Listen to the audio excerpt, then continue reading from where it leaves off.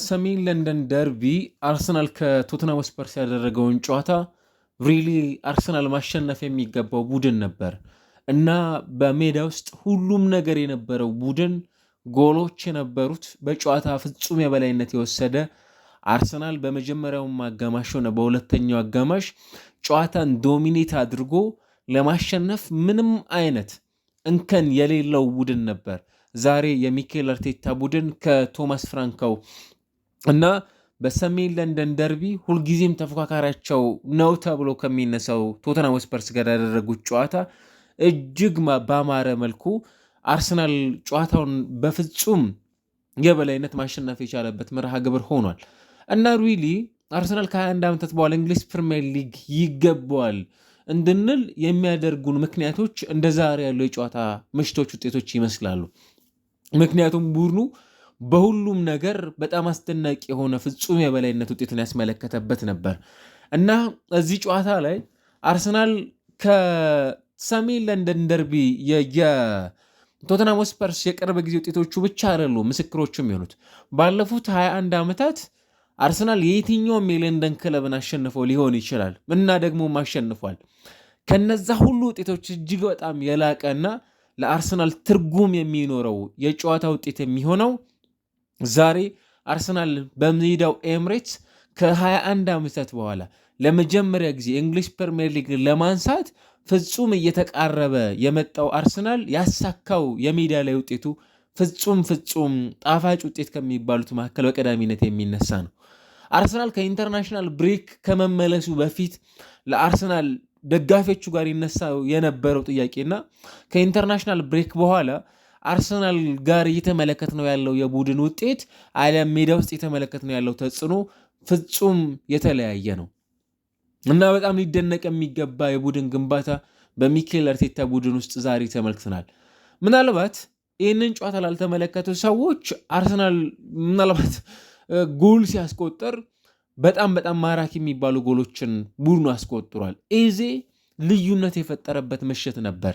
የመጀመሪያ በእግር ኳስ ካሪየሩ የመጀመሪያ ሃትሪኩን ሰርቷል። በሰሜን ለንደን ደርቢ 6 ጎሎችን አስቆጥሯል። ባለፉት 4 ጨዋታዎች ከቶተንሃም ስፐርስ ጋር ባደረጋቸው መርሃ ግብሮች በአርሰናል መለያም ሆነ በክሪስታል ፓላስ በነበሩት መርሃ ግብሮች አርሰናል በዚህ ጨዋታ ላይ ትልቁ ክፍተቱ ብለን የምናነሳው የብራዚላዊው ሪቻርድስ ጎል ብቻ ነው ሊሆን የሚችለው። ያ ጎል ከ35 ያርድ ፓሊኒያ በጣም አስደናቂ የሚባል ኳስን ከስፔናዊ የቡድኑ የአማካይ ስፍራ ተጫዋች ከነጠቁ በኋላ እዛ ኳስ ላይ ሁለት የቶተንሃም ስፐርስ ተጫዋቾች ነበሩ። አንደኛው ሪቻርልሰን ነው፣ ሌላኛው ደግሞ ራሱ ኳሱን የነጠቀው ተጫዋች ፓሊኒያ ነበር እና በጣም ፐርፌክት የሚባልን ውሳኔ ስለነበር የወሰነው የዳቪድ ራያ ከሜዳው መውጣቱን የተመለከተው ሪቻርልሰን ያንን ኳስ በጣም አስደናቂ በሚባል መልኩ ጎሉን ሲያስቆጠረው የተመለከትንበት ቅጽበት ነበር ያየ ነው እና ደግሞ አርሰናል ከቶተንሃም ስፐርስ ጋር በነበሩ ጨዋታዎች 4ኛው የሃትሪክ ውጤት ሆኗል። እንግዲህ በሁለቱ ቡድኖች መካከል በነበሩ ጨዋታዎች ከዚህ ቀደም ቴድ ድሬክ አርሰናል በኦክቶበር ወር 1934 በተመሳሳይ ቴሪ ዳይሰን የቶተንሃም ስፐርስ ተጫዋች ነው። ኦገስት 1961 አለን በተመሳሳይ ደግሞ አለን ሰንደርላንድ አርሰናል ዲሴምበር ወር ላይ በ1978 ትሬብል ባሸነፈበት ወቅት ላይ እነዚህን ጎሎች ማስቆጠር የቻሉ ተጫዋቾች ናቸው እና እንደምታስታውሱት በዚህኛው የዝውውር መስኮት ኤበርቺ ኤዜ ወደ ቶተንሃም ስፐርስ የማቅናት እድል ኖሮት ያንን ጥያቄ ውድቅ አድርጎ ወደ አርሰናል ለመምጣት መወሰኑን ተከትሎ አሰልጣኝ ቶማስ ፍራንካ ከዚህኛው ጨዋታ በፊት ስለዚህ ተጫዋች ሜንሽን ሲደረግላቸው ስሙ who is he እሱ ማን ነው ነበር ሲሉ የነበረው። አሁን ግን ፍጹም ከዚህ ተቃራኒ በሆነ መልኩ በጨዋታዎቹ ላይ እጅግ በጣም ማራኪ የሚባሉ ጎሎችን አስቆጥሯል። በጨዋታው ላይ ካስቆጠራቸው ጎሎች ይልቅ ጎሎቹን ያስቆጠረባቸው መንገዶች የሚኬል አርቴታ ቡድን ዘንድሮ በጣም ከሚፈልጉት ተጫዋቾች መካከል አንዱ እንዲሆንም ጭምር ያስቻለን ቅጽበት ያስተዋልንበት አጋጣሚ ነበር። ምክንያቱም አርሰናል ዘንድሮ አንድ የሚታመበት ምክንያት አለው። ከሳጥን ውጭ ጎሎችን ሊያስቆጠር ይችላል ቡድኑ። በተለይ የማዕዘን ምቶች አለም የቆሙ ኳሶችን የሚያስቆጠር ቡድን ነው። በዚህ ምክንያት የሚኬል አርቴታ ቡድን በኦፐን ፕሌይ በክፍት ጨዋታዎች ጎሎችን የሚያስቆጠር ቡድን አይደለም የሚል ትችቶችን የሚሰነዘርበት ቡድን ነበር እና በዚህ ጨዋታ ላይ እንደተመለከትነው የመጀመሪያው ጎል ለምሳሌ ሊያንድሮ ትሮሳርድ ጎሉን ሲያስቆጠር ቲምበር ኳሱን ማይነስ ያደረገበት መንገድ በጣም ያስደንቅ ነበረ። ከዛ በፊትስ በጣም በጣም ማራኪ የነበረው ደግሞ ምናልባት ወደ አርሰናል ከመጣ ጊዜ ጀምሮ እንዲህ አይነት ጥራት ያለው ኳስ አቀብሎ ያውቃል ወይ? የአርሰናሉ የፊት መስመር ተጫዋች የነበረው ሚካኤል ሜሪኖ በጣም ጥራቱን የጠበቀ በጣም ክላሲክ የሆነ ኳስ ነበር ለሊያንድሮ ትሮሳርድ ሳጥን ውስጥ መስጠት የቻለው። ሊያንድሮ ትሮሳርድ ራሱን ከተከላካዮች ነፃ አድርጎ ከኦፍሳይድ ትራፑ ራሱን ውጭ አድርጎ ያንን ኳስ ኮንትሮል ያደረገበት መንገድ ኮንትሮል ከማድረግ ባለፈ ሚኪ ቫንደቨን ሮሜሮንና ዳንሶን ቀንሶ ያንን ኳስ ከርል አድርጎ ያስቆጠረበት መንገድ እንዴት አያስደንቅም? በጣም በጣም ማራኪ የነበረ የሜዳ ላይ እንቅስቃሴን በዚህኛው የጨዋታ ሂደት ላይ ተመልክተናል። በተመሳሳይ በዛሬው ጨዋታ ላይ የአርሰናል ሁለቱ የመስመር የተከላካይ ስፍራ ተጫዋቾች በተለይ በተጋጣሚ ሳጥን ውስጥ በመገኘት ኳሶችን ማይነስ ያደርጉ ነበር እና ከጨዋታው በፊት ደግሞ የሆነ ነገር እንጠበቅ ነበር አይደለ?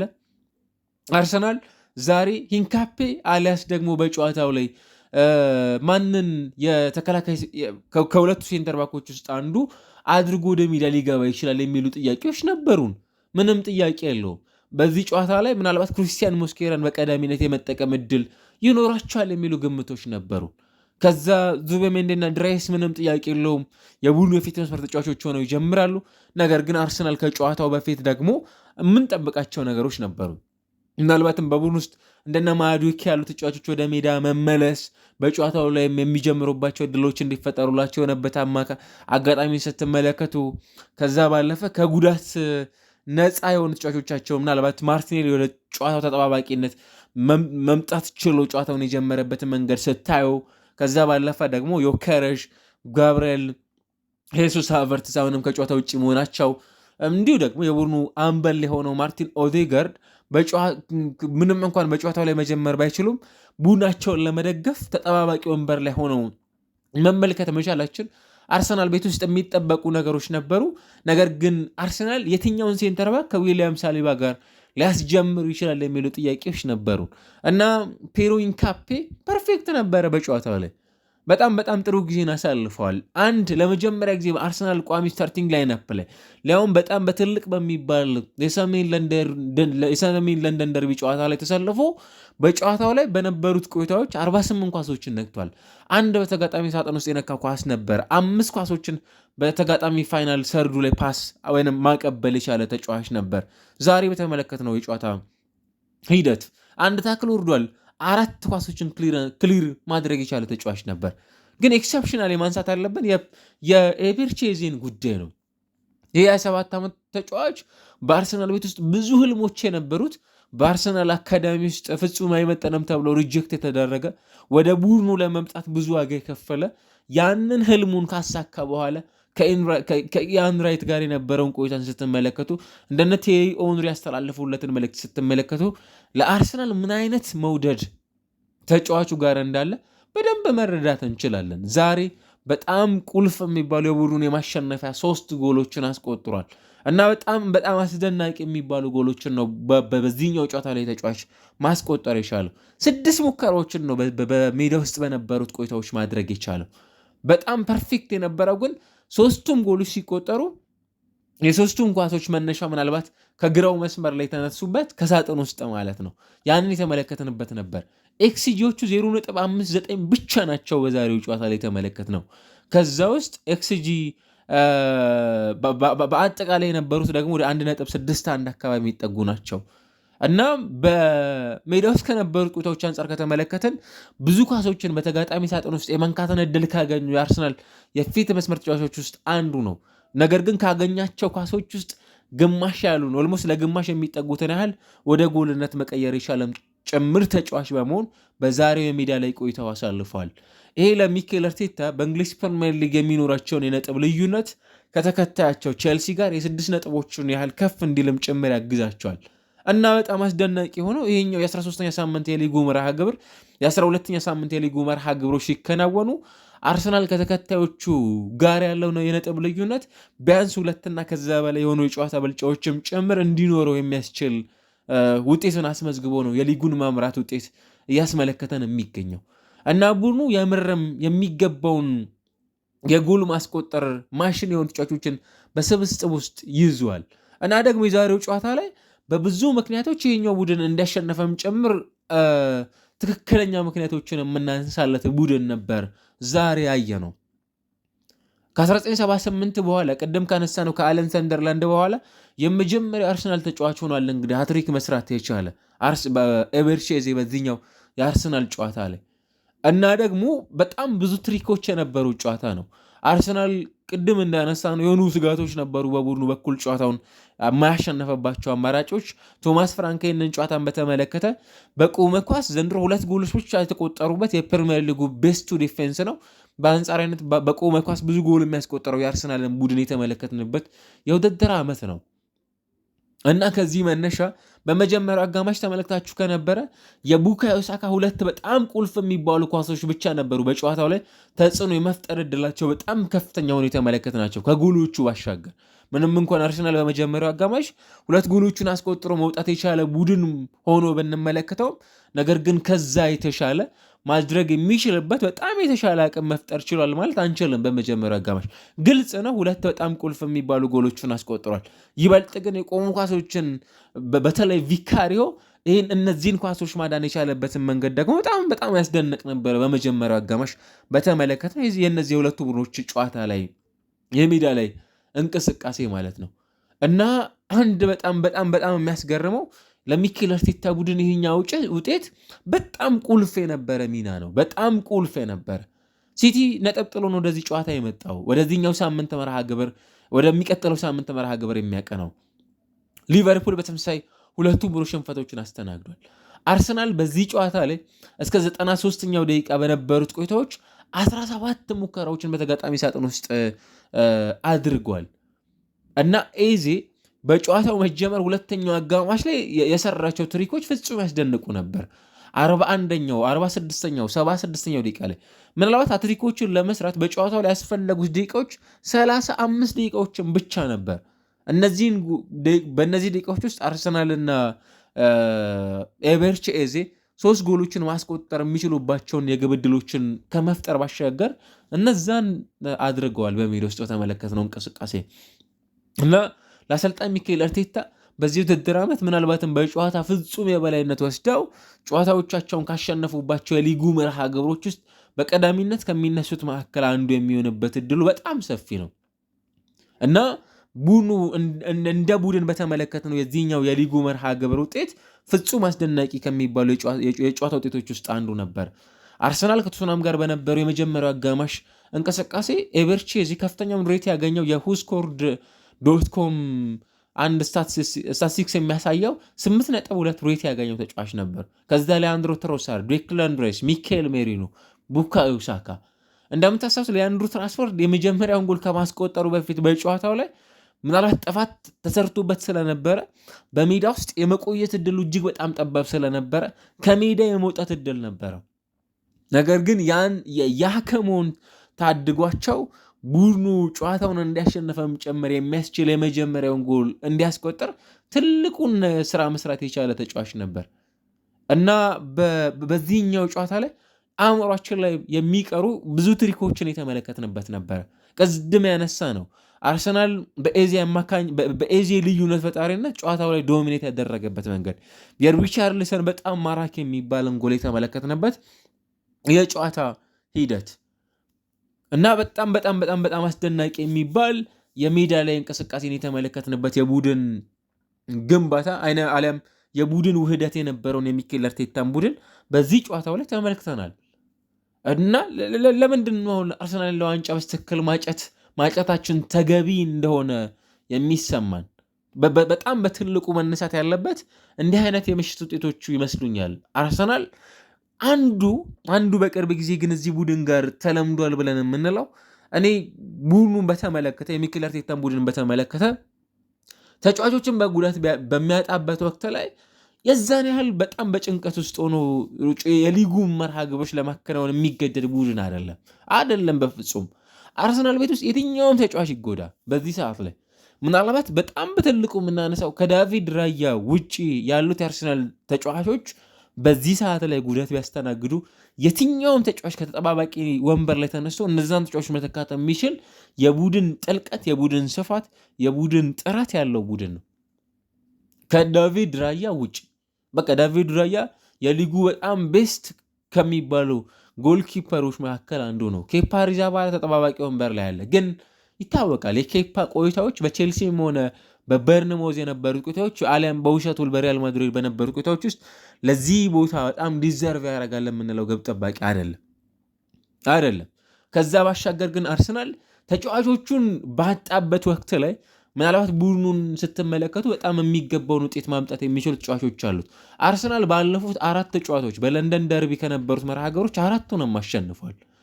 በነዛ 3 ጨዋታዎች የቡድኑ የተከላካይ ስፍራ ተጫዋች አሊያም ዛሬ በጉዳት ምክንያት በሜዳ ውስጥ የማንመለከተው ጋብርኤል ማጋሊሽ የጨዋታዎቹ ማን ኦፍ ዘ ማች የነበረ ተጫዋች ነበር። 2004 3-2 አርሰናል ያሸነፈበት፣ ከዛ የመልሱንም ጨዋታ እንዲሁ 1-0 ያሸነፈበት፣ አርሰናል በ2025 ጃንዋሪ ላይ 2-1 ያሸነፈበት፣ ይሄኛው ኖቬምበር ላይ ደግሞ ጨዋታው ሲያከናውን አርሰናል 4-1 በሆነ ውጤት ጨዋታውን ያሸነፈበት መርሃ ግብር ሆኗል። እና 4-0 ብቻ ይሄ 4-1 ብቻ የሚለው የጨዋታ ውጤት የዚህን የሊጉን መርሃ ግብር አለም የዚህኛውን ሳምንት የጨዋታን ውጤት በተመለከተ ፍጹም የሚገልጽ አይመስለኝም። የሚኬል አርቴታ ቡድን በጨዋታው ላይ በብዙ ክራይቴሪያዎች ዶሚኔት ያደረገበት ውጤት ነበር። በብዙ ክራይቴሪያዎች እነዚህን መለስ ብለን መመልከት ያለብን የጨዋታ ስታቲስቲክሶች ናቸው ብዬ አስባለሁ። በዚህኛው የውድድር ዘመን የሚኬል አርቴታ ቡድን 1.88 ኤክስጂ ብቻ ኖሮት በጨዋታው ላይ 4 ጎሎችን ያስቆጠረበት የመጀመሪያው ጨዋታ ነው። 17 ሙከራዎችን አከናውኗል። ከተጋጣሚያቸው በ14 ኳሶች ይልቃሉ። 8 ኢላማቸውን የጠበቁ ሙከራዎችን አከናውኗል። ከተጋጣሚያቸው በ6 ኳሶች ይልቃሉ። 3 ቢግ ቻንሶችን ክሬት አድርገዋል። ከተጋጣሚያቸው በ3 ይበልጣሉ። አርሰናል በዚህ ጨዋታ ላይ በአጠቃላይ በነበሩት ሙከራዎች ቅድም እንዳነሳ ነው 17 ሙከራዎችን ሲያከናውን ተጋጣሚያቸው ከዛ በጣም ፍጹም የራቁ ናቸው። 442 ኳሶችን ተቀባብሏል የሚኬል አርቴታ ቡድን። ከዚህ ውስጥ 186ቱ የሚሆኑ በተጋጣሚ ሳጥን ውስጥ ያሳለፉት የኳስ መቀባበል ነው። በጣም የሚያስደነግጠው በቶተንሃም ሆትስፐርስ በኩል በዛሬው ጨዋታ ላይ በአርሰናል የሜዳ ክፍል ላይ የተቀባበሉት የኳስ መጠን 73 ብቻ ነው። ታዲያ እንዴት ነው 73 ኳሶችን ብቻ ነክቶ በጣም እድል በፕሪሚየር ሊጉ ብዙ እድሎችን በማይፈጠርበት የሚኬል አርቴታ ቡድን ውስጥ ቶተንሃም ሆትስፐርስ ይህንን ጨዋታ ለማሸነፍ የሚያበቃ የሜዳ ላይ እንቅስቃሴ ሊያከናውን የሚችለው? ይሄ በጣም በትልቁ መነሳት ያለበት ይመስለኛል። እና ከጨዋታው በፊት አሰልጣኝ በቶማስ ፍራንክ በኩል የምንጠብቃቸው ነገሮች ነበሩ። ለምሳሌ የባክስሪዎቻችን ወደ ባክፎር ስዊች የማድረግ እድል ነበራቸው። ቫንደቨን፣ ሮሜሮ፣ ዳንሶ፣ ከዛ ኡዶጊ፣ ስፔንስ፣ ቤንታንኩር፣ ፓሊኒያ እነዚህን አማራጮች በተሻለ መልኩ ባክፎር ይዘው የመግባት እድል ሊኖራቸው ይችላል የሚሉ ኤክስፔክቴሽኖች ነበሩ በዚህኛው መርሃ ግብር ላይ። ነገር ግን በጨዋታው ላይ 4-2-3-1 ይዞ የገባው የሚኬል አርቴታ ቡድን ጨዋታውን በተሻለ መልኩ ማሸነፍ የሚችልበትን እድል መፍጠር የቻለ ቡድን ሆኖ አስፈላጊውን 3 ነጥቦች በሜዳው ውስጥ አሳክቶ የፕሪሚየር ሊጉን የደረጃ ሰንጠረዥ በአንደኝነት በ29 ነጥቦች በ6 ነጥቦች ልዩነት መምራት የሚችልበትን ሳምንት አሳልፎ ወደ ቀጣዩ መርሃ ግብር ጭምር እንዲያመራ የሚያስችለውን የዚህኛው ሳምንትን ውጤት አስመዝግቦ ወጥቷል። አርሰናል በአውሮፓ ሻምፒዮንስ ሊግ የፊታችን ረቡዕ ከባየር ሚዩኒክ ጋር በኤምሬትስ ጨዋታውን ያከናውናል። ከዛ ተመልሶ ከቼልሲ ጋር በስታንፎርድ ብሪጅ እንዲሁ የለንደን ደርቢ ያከናውናል። ከዛ መልሶ ከብሬንፎርድ ጋር በሜዳው ኤምሬትስ የለንደን ደርቢ ያከናውናል እና ቀጣዮቹ የአርሰናል የሊግ መርሃ ግብሮች ምናልባት እስከ ክለብ ብሩጅ ድረስ ያሉት ጨዋታዎችን ከተመለከታቸው በጣም ከባድ የሚባሉ ከ4ቱ ቡድኖች 3ቱ የለንደን ደርቢ ክለቦችን የሚያስተናግድበት ሳምንት የሚያደርግ ቡድን ነው። ስለዚህ በጣም በብዙ መልኩ ከሚጠበቁ የዚህኛው ሳምንት መርሃ ግብሮች ውስጥ አንዱ ነው ቡድኑ ዛሬ እና ሚኬል አርቴታ በዚህኛው ሳምንት የሳምንት ኮከብ አሰልጣኝ ቢባሉ የማይበዛባቸው ይመስለኛል። አንዳንዴ የተጋጣሚዎችን ነጥብ ድሮፕ አድርጎ ወደ ቀጣዮቹ ሳምንታት ጨዋታዎች ማቅናት እጅግ በጣም በቡድናቸው በኩል ፍራስትሬሽንም ጭምር ይፈጥራል እና የአርሰናል ደጋፊዎች አሁን ኦሌ ኦሌ ኦሌ እያሉ ስለዚህ የለንደን ደርቢ የዛሬው ምሽት ኩራታቸው ስለነበረው ተጫዋች ኢቢኤስ አሊያም ደግሞ ኤቤርች ኤዜ አስደናቂ የሜዳ ላይ ዝማሬዎችንም ጭምር ሲያሳልፉለት ቆይታን አድርገዋል። ምሽት ላይ በነበረው የዚህ ተጫዋች የጨዋታ ተጽዕኖ መፍጠር አርሰናልም ቅድም እንዳለው ምንም እንኳን ገና 12 ሳምንታት ብቻ ቢሆኑ 26 ሳምንታት ከፊታችን የሚቀሩ መሆን ቢችሉ በሊጉ የዋንጫ ፉክክር ላይ ብቻ ሲሆን የአርሰናልን የማሸነፍን ውጤት ወደ ተሻለም ጭምር እንዲጓዝ ያስቻለ የሜዳ ላይ እንቅስቃሴ ቡድኑ ይዞ እንዲወጣም ጭምር ያስቻለ የሜዳ ላይ ፐርፎርማንስ ነበር የተጫዋች እንዲያሳልፍም ጭምር ያገዘው እና የአርሰናል ስታቲስቲክሶች በጣም በጣም የሚያስደንቁ ናቸው። በጣም በጣም የሚያስደንቅ ምሽትን ቡድኑ እያሳለፈ ነው የሚገኘው። ሪሊ ይገባቸዋል። ይሄ ውጤት እንዲሁ በጣም በቀላሉ የመጣ አይደለም።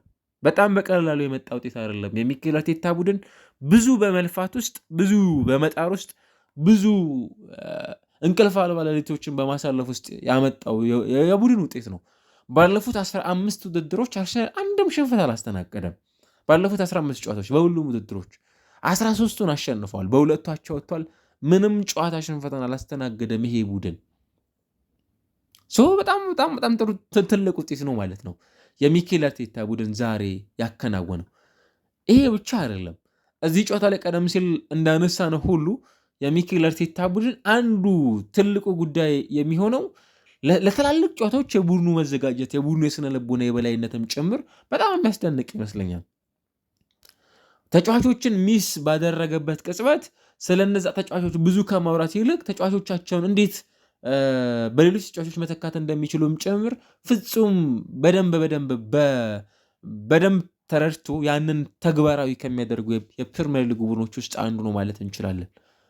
ዘንድሮ የአርሰናልን ያህል በጣም ቁልፍ የሚባሉ ተጫዋቾችን በጉዳት ምክንያት እያጣ የእንግሊዝ ፕሪሚየር ሊግ ክለቦችን ማንሳት ምንችል አይመስለኝም። ኦፍኮርስ በጣም ብዙ ክለቦች ተጫዋቾቻቸውን በጉዳት ምክንያት አጥተዋል። ግን በቋሚ ላይናፓቸው ላይ የቡድናቸውን ተጽዕኖ በዚህ ልክ ከፍ ማድረግ የሚችሉ ተጫዋቾችን ያጡ ክለቦች አሉ? የሉም፣ በፍጹም። አንበላቸውን ማርቲን ኦዴጋርድን፣ ማርቲኔሊን፣ ከዛ ጋብሪኤል ማጋሌጅን፣ ዊሊያም ሳሊባን፣ ሄሱስን በጉዳት ከሃቨርትዝን ስቲል ከጉዳት አልተመለሰም። የዚህ ውድድር ዓመት በጣም አስፈላጊ ተጫዋቻቸው ፈራሚ ሆኖ የተመለከተው ቪክቶር ዮኬሬሽ ሌላ ጉዳት ያስተናገደ ተጫዋቻቸው ነው። ስቲል በጉዳቱ ምክንያት ለአርሰናል ግልጋሎት እየሰጠ አይደለም። ባለፉት 2 ሳምንታት በዚህ ቡድን ውስጥ እየተመለከት ነው በሚገኘው ቆይታ። ስለዚህ በጣም አስፈላጊ የሆኑ የሊጉ መርሃ ግብሮችን ለማከናወን የእነዚህ ተጫዋቾች ደግሞ በዚህ ቡድን ውስጥ ቢኖር ምን ሊሆን እንደሚችል አስቡት። ከዚህም በተሻለ መልኩ ቡድኑ በጨዋታው ላይ ውጤቶችን ይዞ መውጣት የሚችልበትንም ጭምር እድል ማስመዝገብ የሚችልበት እድል ነበራቸው እና የሚኬል አርቴታ ቡድን የሚገባውን በጣም ቁልፍ በጣም አስፈላጊ የሚባለን የሜዳ ላይ ውጤት ዛሬ ከቶተንሃም ስፐርስ ጋር ባደረገው ጨዋታ አስፈላጊውን 3 ነጥብ ማሳካት የቻለበትንም ጭምር ውጤት ይዞ ወጥቷል። ይህን በሚቀጥሉት ሳምንታት ከዚህም በተሻለ መልኩ ቡድናቸው ውጤቶችን ይዞ እንዲወጣም ጭምር የሚያደርጉ የቤት ስራዎችን ይሰራሉ ተብሎ ይጠበቃል እና ይሄኛው ምሽት ምናልባት በሲዝኑ ካስመዘገቧቸው በጣም ማራኪ ከሚባሉ ጣፋጭ የሳምንት ውጤቶች መካከል በቀዳሚነት የሚነሳ ነውና አሁን በአርሰናልና በሲቲ መካከል የ7 ነጥቦች ልዩነት አለ። ቀጣይ ብዙ እንጠብቃለን ከዚህ ቡድን ማለት ነው።